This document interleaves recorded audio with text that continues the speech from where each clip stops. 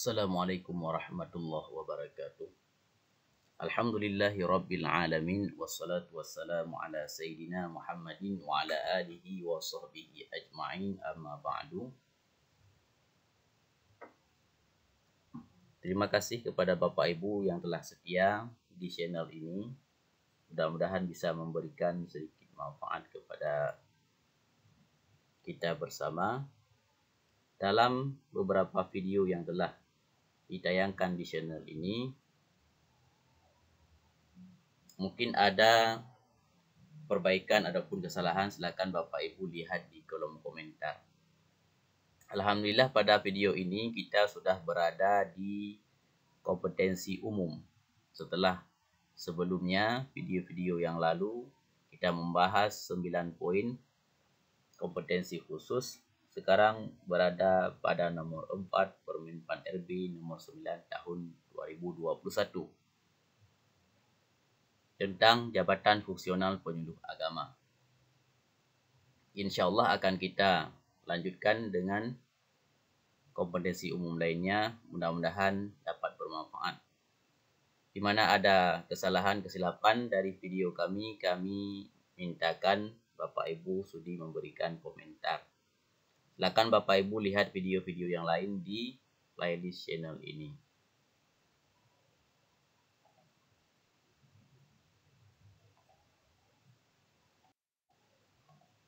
Kita mulai dengan mengucapkan Bismillahirrahmanirrahim. Soal yang pertama.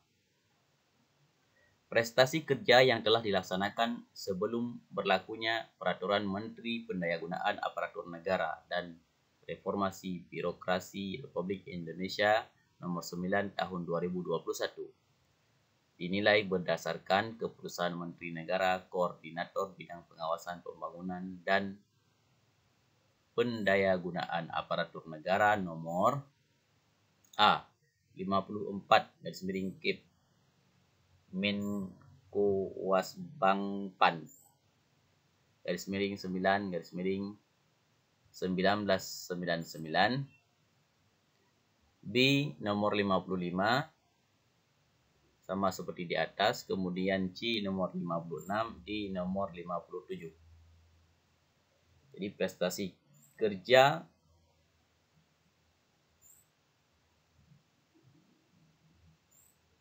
diatur dan dinilai berdasarkan sebelum ada terbit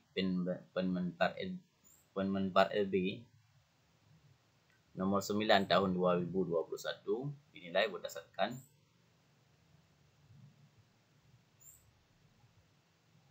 jawaban yang tepat adalah A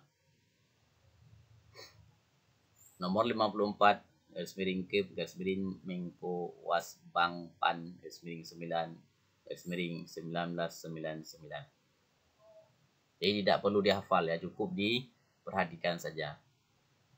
Kemudian dilanjutkan. Soal yang kedua. Penyuluh agama kategori keterampilan sebagaimana dimaksud pada ayat 2 wajib memperoleh ijazah sarjana paling lama berapa tahun sejak Peraturan Menteri Permen PAN RB nomor 9 tahun 2021 berlaku. Jadi wajib memperoleh gelar sarjana yaitu 4 tahun, 5 tahun, 6 tahun, 7 tahun. Paling lama, yaitu mana jawaban yang Ibu dan Bapak pilihkan? Oke, kita kunci. Kita lihat jawaban yang benar adalah B, 5 tahun. Paling lama bisa memperoleh ijazah sarjana yaitu 5 tahun. Kemudian soal yang ketiga. Peraturan Menteri Pendayagunaan Aparatur Negara dan Reformasi Birokrasi tentang Jabatan Fungsional Penyuluh Agama ini diundangkan oleh A. Sudarmono, B. Cahyokumolo, D. C. Widodo Ekajahjana, D. Andi Rahadian. Jawaban yang tepat adalah Widodo Ekajahjana.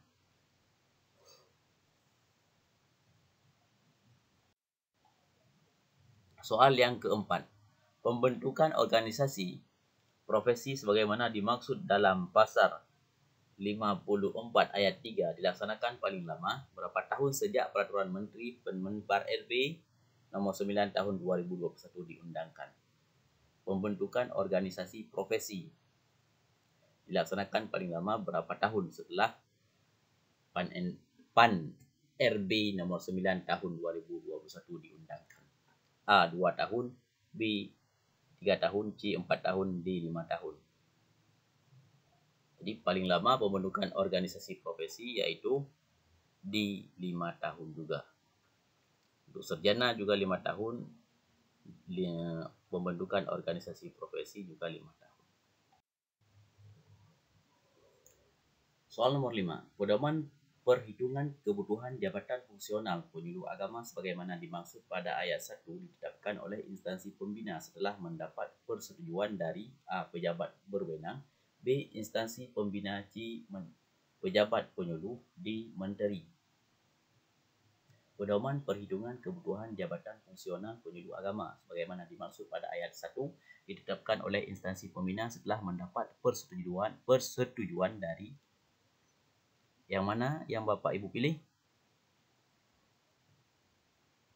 Okey, kita lihat jawaban yang tepat. D. Menteri. Benar ya? Soal nomor 6. Warga negara Indonesia yang memenuhi sejarah tertentu.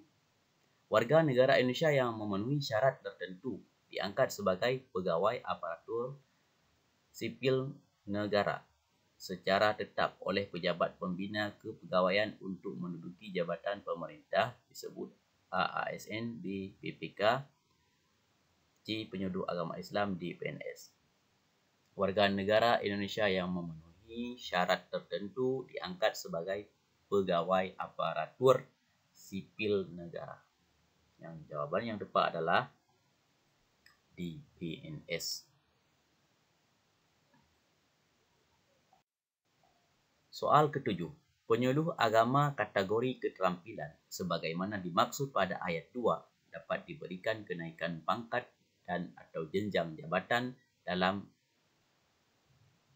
A. 1 kategori keterampilan, B. 2 kategori keterampilan, C. 3 kategori keterampilan, D. 4 kategori keterampilan.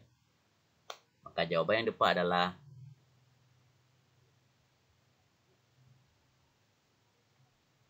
A. 1 kategori keterampilan. Soal ke-8.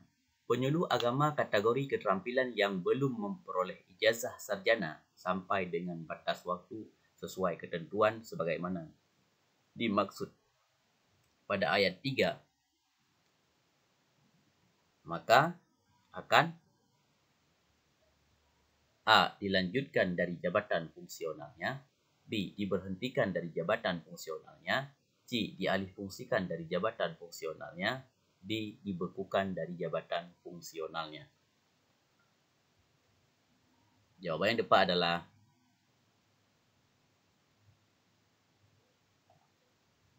B. Diberhentikan dari jabatan fungsionalnya. Soal ke-9.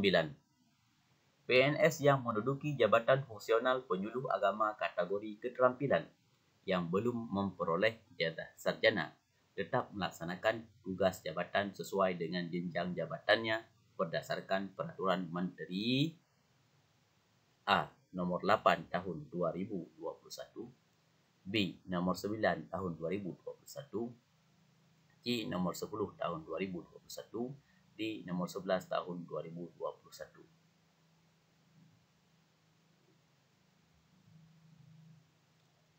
Jawaban yang tepat adalah B. Nomor 9 Tahun 2021. Soal ke-10.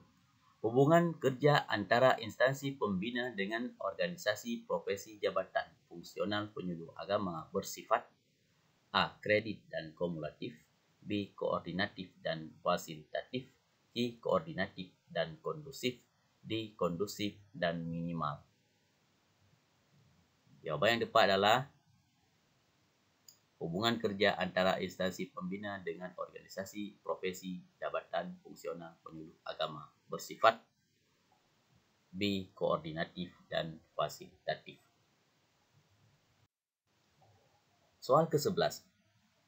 Organisasi profesi jabatan fungsional penyuluh agama mempunyai tugas A. Menyusun kode etik dan kode perilaku profesi.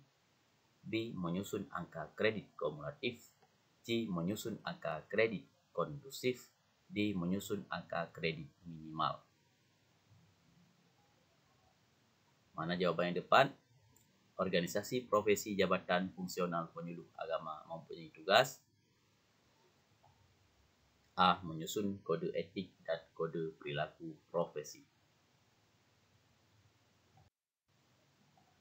Soal 12. Setiap penyuluh agama wajib menjadi anggota organisasi profesi. A. Jabatan kompetensi. B. Jabatan struktural. C. Jabatan profesi. D. Jabatan fungsional penyuluh agama. Setiap penyuluh agama wajib menjadi anggota organisasi profesi. Jawaban yang tepat D. Jabatan fungsional penyuluh agama. Setiap penyuluh agama wajib menjadi anggota organisasi profesi jabatan fungsional penyuluh agama. Soal nomor 13. Instansi pembina menyampaikan secara berkala setiap tahun pelaksanaan tugas sebagaimana dimaksud pada ayat 2, huruf F, huruf G, huruf H, huruf I, dan huruf P kepada menteri dengan tebusannya A. Kepala Lembaga Administrasi Negara. B. Kepala Keuangan Negara. C. Kepala Pemerintahan. D. Kepala Negara. Tebusan menteri yaitu A. Kepala Lembaga Administrasi Negara.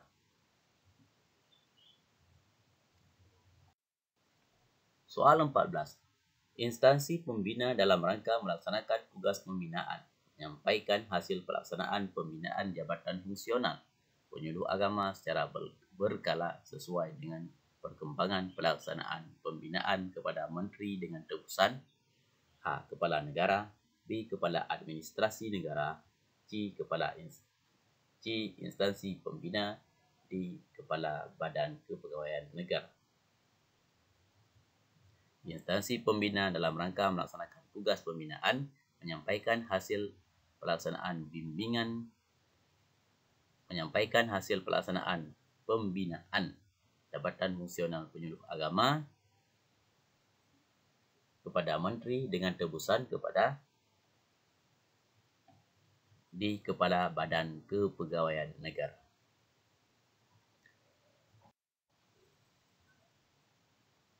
Soal 15. Tugas instansi pembina melakukan akreditasi pelatihan jabatan fungsional penyuluh agama dengan mengacu pada ketentuan yang telah ditetapkan oleh A. Lembaga Administrasi Negara. B. Lembaga Hukum Negara. C. Lembaga Sosial Negara. D. Lembaga Keuangan Negara. Tugas instansi pembina melakukan akreditasi pelatihan jabatan fungsional penyuluh agama dengan mengacu kepada ketentuan yang telah ditetapkan oleh A. Lembaga Administrasi Negara. Soal ke-16. Instansi pembina berperan sebagai pengelola jabatan fungsional penyuluh agama yang bertanggungjawab untuk menjamin terwujudnya A. Penyuluh agama Islam. B. Standar kualitas dan profesionalitas jabatan. C. Pimpinan tinggi penyuluh. D. Pelaksanaan tugas jabatan fungsional penyuluh agama. Jawaban yang tepat adalah berperan sebagai pengelola jabatan fungsional penyuluh agama yang bertanggungjawab untuk menjamin terwujudnya standar kualitas dan profesionalitas jabatan. Soal 17. Dalam rangka optimalisasi pelaksanaan tugas dan pencapaian kinerja organisasi, penyuluh agama dilarang rangkap jabatan dengan jabatan pimpinan tinggi atau kecuali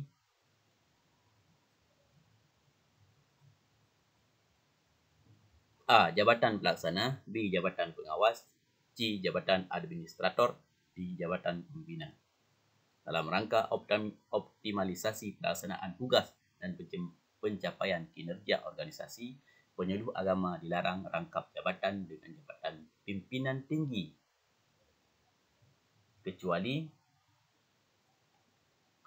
dengan di jabatan pembina. Soal ke-18. Untuk kepentingan organisasi dan pengembangan karir, penyuluh agama dapat dipindahkan ke dalam jabatan lain sesuai dengan ketentuan peraturan perundang-undangan dengan persetujuan A. Pejabat P3K, B. Pejabat PNS, C. Pejabat Pembina Kepegawaian, D. Pejabat Fungsional. Untuk kepentingan organisasi dan pengembangan karir, penyuluh agama dapat dipindahkan ke dalam jabatan lain sesuai dengan ketentuan peraturan perundang-undangan dengan persetujuan C. Pejabat Pembina Kepegawaian.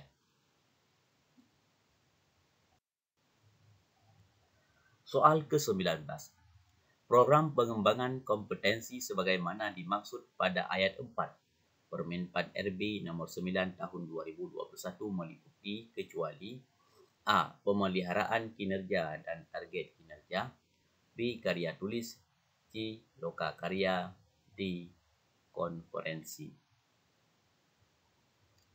Program pengembangan kompetensi sebagaimana dimaksud pada ayat 4 Permen PAN RB nomor 9 tahun 2021 meliputi kecuali B. Karya tulis.